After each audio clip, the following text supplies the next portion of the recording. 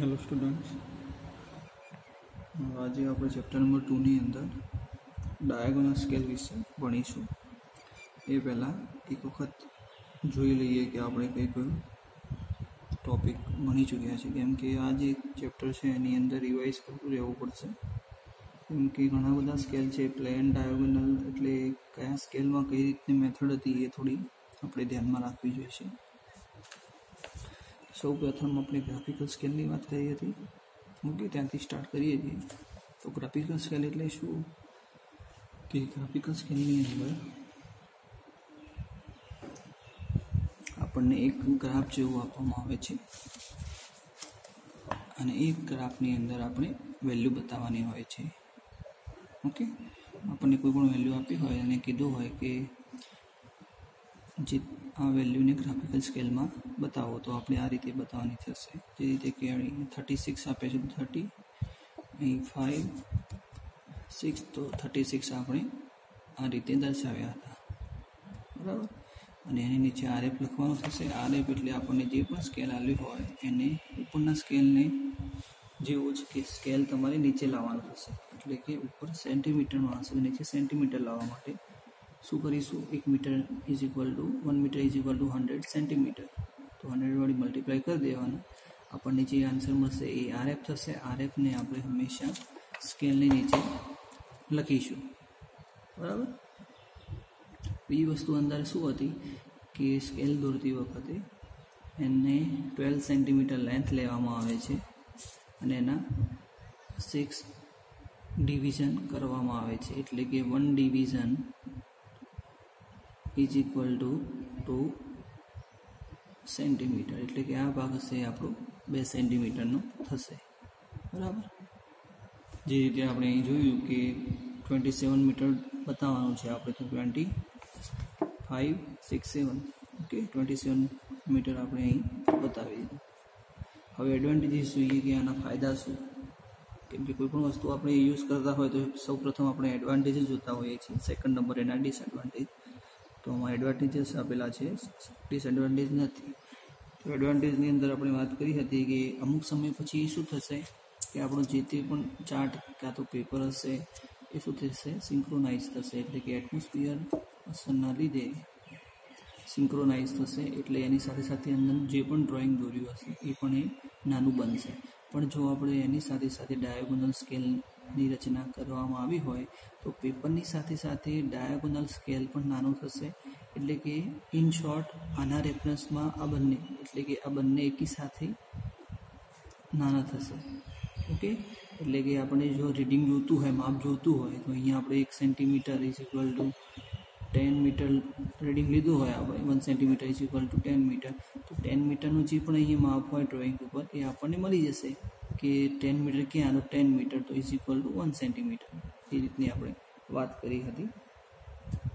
અને આમ માપપટ્ટીની જરૂર ના હોય તો પણ કામ થઈ શકે છે। ગ્રાફિકલ સ્કેલનો તમે ઉપયોગ કર્યા પછી એવું પછી માપવાનું કોઈ પણ જરૂર રહેતી નથી, જ્યારે તમે અમુક સમય પછી એને ડ્રોઈંગ બતાવવાનું હોય, કાં તો તમે ડ્રોઈંગની અંદર કંઈ સર્ચ કરતા હોય ત્યારે તમારે સ્કેલની જરૂર પડતી નથી, એટલે કે માપપટ્ટીની જરૂર પડતી નથી। હવે ટાઈપ ઓફ સ્કેલની વાત કરીએ તો ટાઈપ્સ ઓફ સ્કેલની અંદર 3 ટાઈપના પ્રકાર આપણને જોવા મળશે, પ્લેન, ડાયાગોનલ અને કોડ। પ્લેન સ્કેલની અંદર શું હતું, 1 એન્ડ 2 ડિજિટની જ્યારે વાત કરવામાં આવી હોય ત્યારે આપણે પ્લેન, 3 ઇન્ક્લુડિંગ 3, પ્લેન સ્કેલની અંદર 1 અથવા તો 2 ડિજિટ, એટલે કે 1 અથવા 36, 47 આ બધી કાઉન્ટિંગ જ્યારે તમને કીધું હોય કે સ્કેલ દોરીને બતાવો ત્યારે આપણે પ્લેન સ્કેલનો ઉપયોગ કરીશું। પણ 33, 6, 7 એટલે કે 3 ડિજિટ થયા, એકમ, દશક અને 100, બરાબર। એટલે જો આ રીતે 3 ડિજિટની વાત કરી હોય ત્યારે આપણે ડાયાગોનલ સ્કેલ દોરવાનો થશે। ડાયાગોનલ સ્કેલ વિશે હવે આપણે આગળ જોઈએ। તો હવે આપણે ડાયાગોનલ સ્કેલ સ્ટાર્ટ કરી દઈએ। પ્લેન સ્કેલમાં આપણે સમજી લીધું છે, તો ડાયાગોનલ સ્કેલની અંદર એકમ, દશક, 100 અથવા તો metre, centimetre, metre, decimetre, centimetre એમ 3 ડિજિટમાં આપણને રકમ આપેલી હશે અને વિકર્ણ સ્કેલની રચના સમરૂપ ત્રિકોણના સિદ્ધાંતના ઉપયોગ કરીને કરવામાં આવે છે. તો ડાયાગોનલ સ્કેલ કે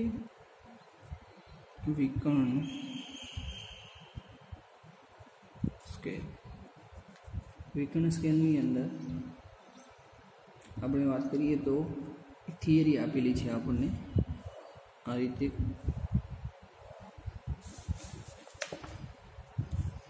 અને અહીં PQ નામ આપી દીધા. 2 પોઈન્ટ છે આપણી પાસે. ધારો કે P અને Q એક નાની લંબાઈ છે જેને આપણે 10 સરખા ભાગ પાડીશું. 1 2 3 4 5 6 7 8 9 10. ઓકે, નામ આપી દઈએ 1 2 3 4 5 6 7 8 9. ઓકે, 9 જેટલા ભાગ પાડી દીધા. હવે કહેવામાં આવ્યું છે Q ઉપર અનુકૂળ લંબાઈનો આર દોરવાનો, જે આપણે અહીં બતાવેલું છે, અને Q થી R સુધી 10 ભાગ. એટલે આપણને ઇન શોર્ટ આ એક બેઝિક થિયરી છે જેની અહીં વાત કરી છે કે આપણે P અને Q પોઈન્ટની જરૂર હોય તો શું કરવાનું. P અને Q ઉપર પહેલાં તો R પોઈન્ટને નક્કી કરીશું કે હવે R પોઈન્ટથી આપણે 10 જેટલા ભાગમાં ડિવાઈડ કરી દઈશું આને, અને અહીંથી આ વસ્તુ જોડી દઈશું એટલે આપણને આ રીતે ભાગ મળી જશે. ક્લિયર? એટલે કે ઇન શોર્ટ શું થશે કે આ ટોટલ 10 છે તો 1/10 2/10 3/10. ઓકે, આ રીતે આપણને લંબાઈ મળશે 1 to 1 સુધીની. 1 to 1 સુધીની લંબાઈ કેટલી થશે 1/10. 2 થી 2 સુધીની 2/10. 9 થી 9 સુધીની લંબાઈ કેટલી થશે આપણી 9/10. એટલે આ રીતની એક થિયરી જેવું આપણને આપેલું છે. કોણ હવે મેઇન વસ્તુ એ છે કે આના પરથી એક્ઝામ્પલ આવે છે. આ બેઝિક થિયરી હતી. હવે એક્ઝામ્પલ તરફ જઈશું એ પહેલાં આપણે સ્કેલ જોઈશું કે પ્લેન સ્કેલ અને ડાયાગોનલ સ્કેલમાં ડિફરન્સ ક્યાં જોવા મળશે આપણને.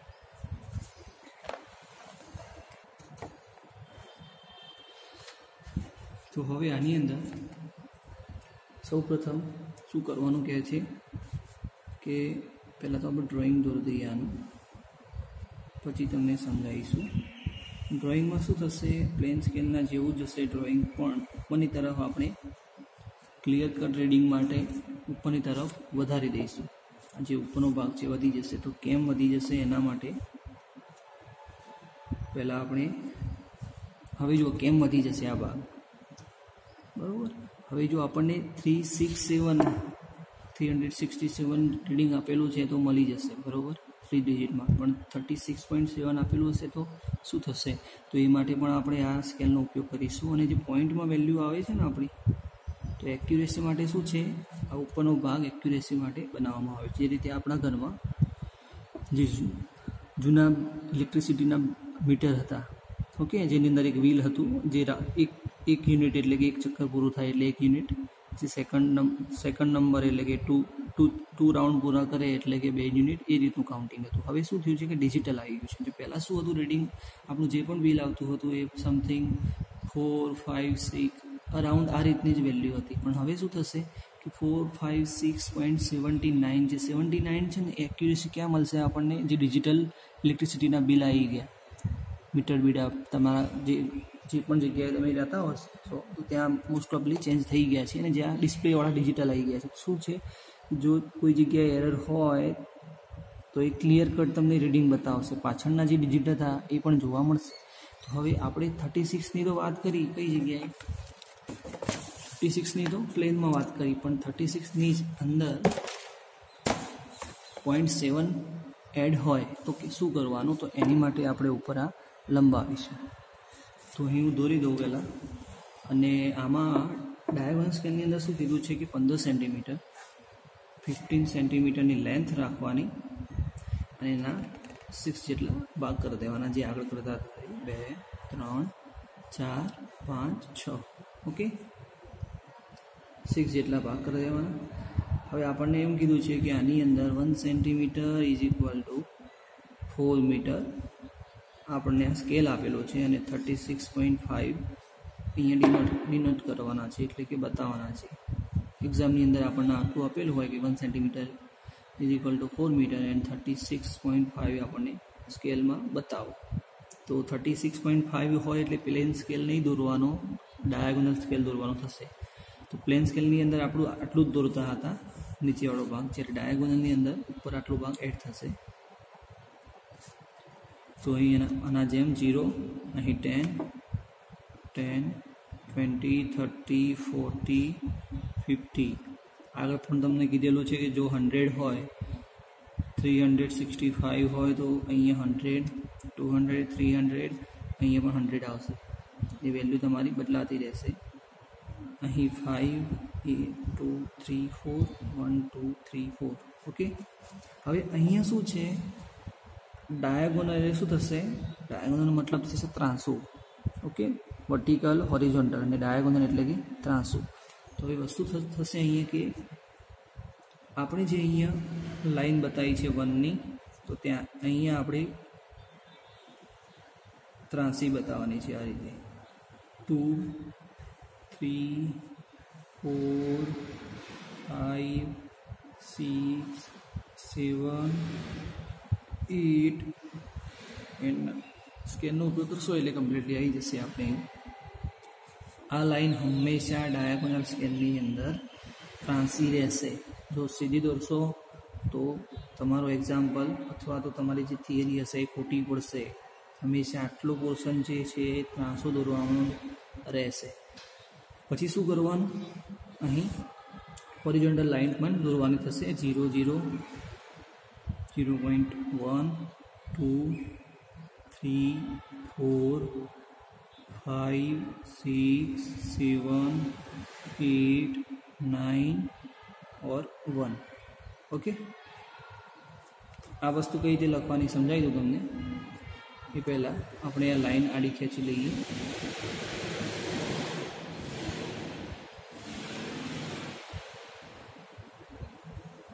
અહીં આપણે સ્કેલનો ઉપયોગ કરી શકીએ છીએ, પણ સ્કેલમાં શું થશે કે મારી પાસે સ્કેલ છે પણ સ્કેલથી દોરવા જઈશ તો ટાઈમ બહુ જશે એના પાછળ. તો એના કરતાં બેટર છે કે હું હાલ પૂરતું રેન્ડમલી દોરી દઉં. પણ તમારે લોકોએ સ્કેલનો ઉપયોગ અવશ્ય કરવાનો રહેશે. બતાવવાના કેટલા છે, સૌ પ્રથમ શું કર્યું, પ્લેન સ્કેલમાં જે પ્રોસેસ કરતા હતા એ જ કરવાની. પણ આમાં 15 સેન્ટીમીટર, એમાં 6 જેટલા ખાના કરી દેવાના. પછી 36.5 આપણને રીડિંગ આપેલું છે, 30 આ રીતે નીચે ડિજિટ લખી દેવાનું.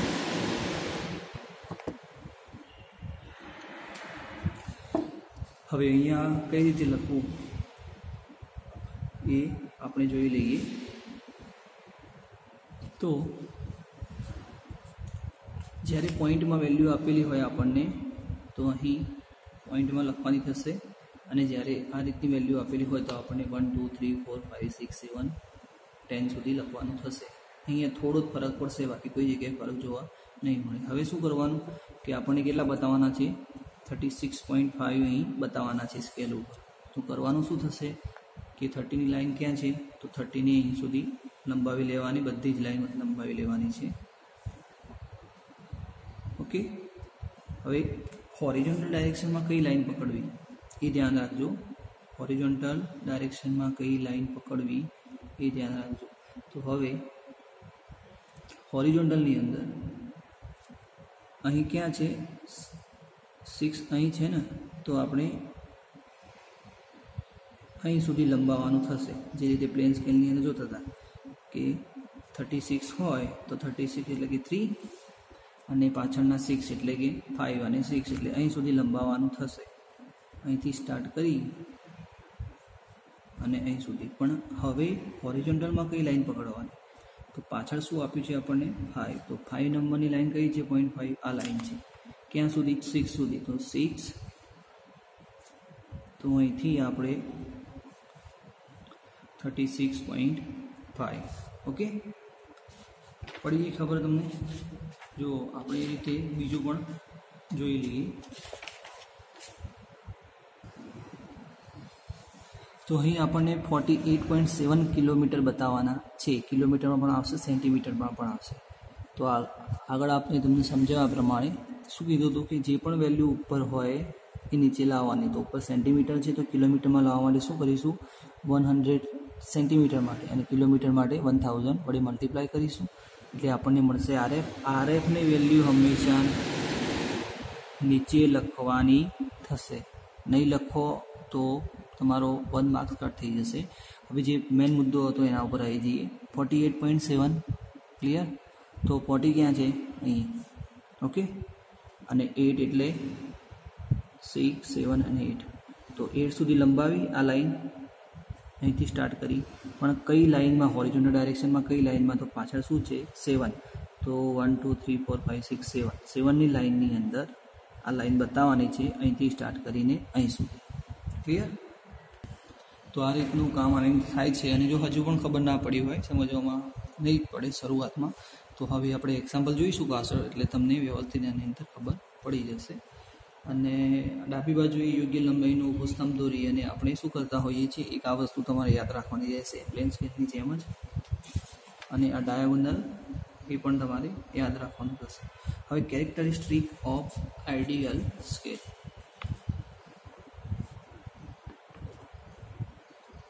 Characteristics of an ideal scale. Okay, તો આદર્શ સ્કેલના ગુણધર્મો.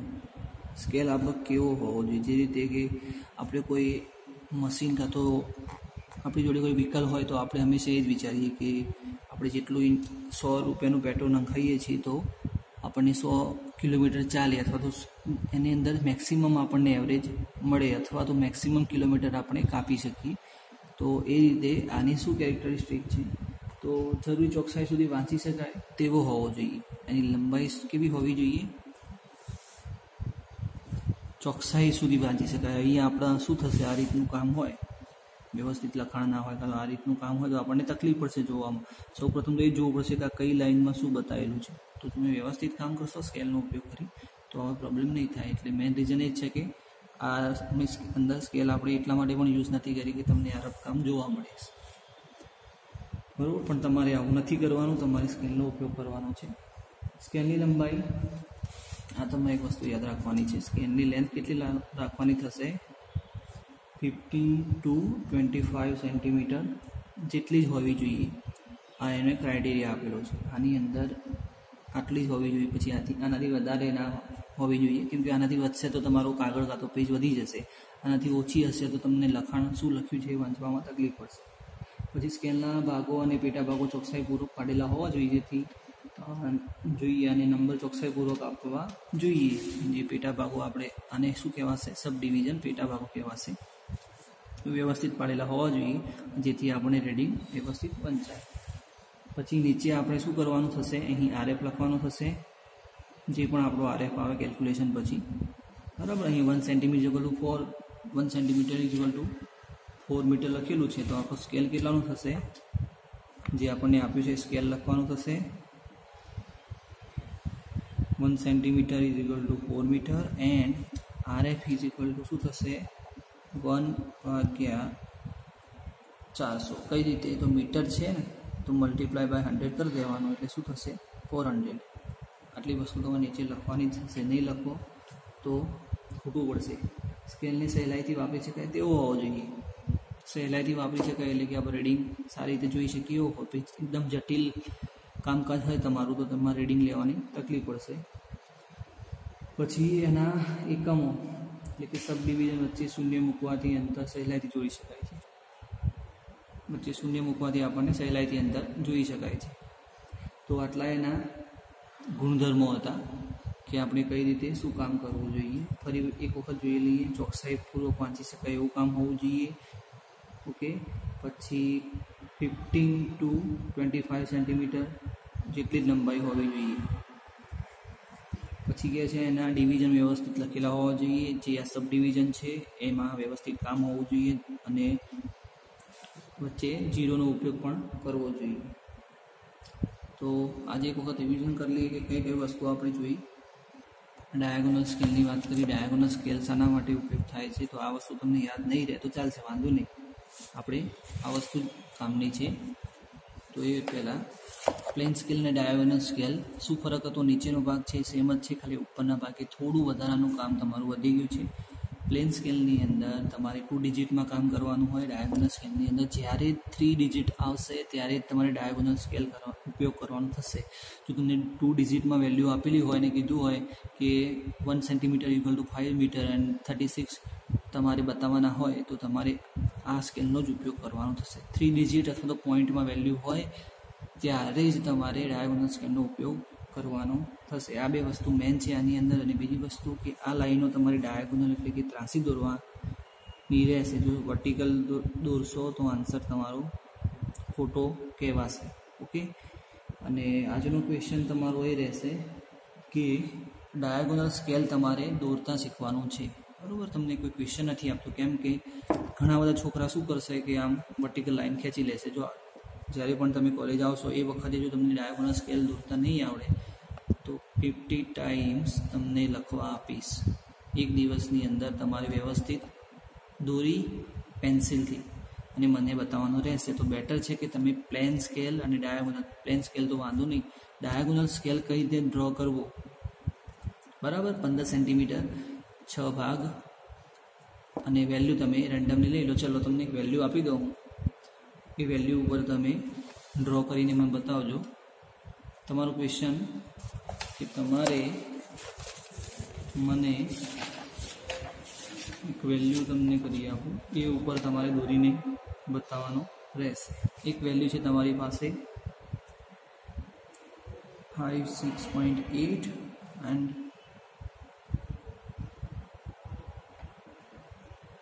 57.9. આ બે જે વેલ્યુ છે એના ઉપરથી તમે કોઈ પણ એક મને દોરીને બતાવજો, વાંધો નહીં, ચલો જેને જે ફાવે. પણ આ રીતે સ્કેલનો ઉપયોગ કરી અને મને તમારે વોટ્સઅપ કરવાનું રહેશે, બરાબર. અને તમારી એટેન્ડન્સ રહેશે. અને હજુ સુધી સબમિટ જે લોકોએ ના કરાયું હોય અસાઇનમેન્ટ, તો આજના દિવસ સુધી તમે કરાવી દેજો. Thank you.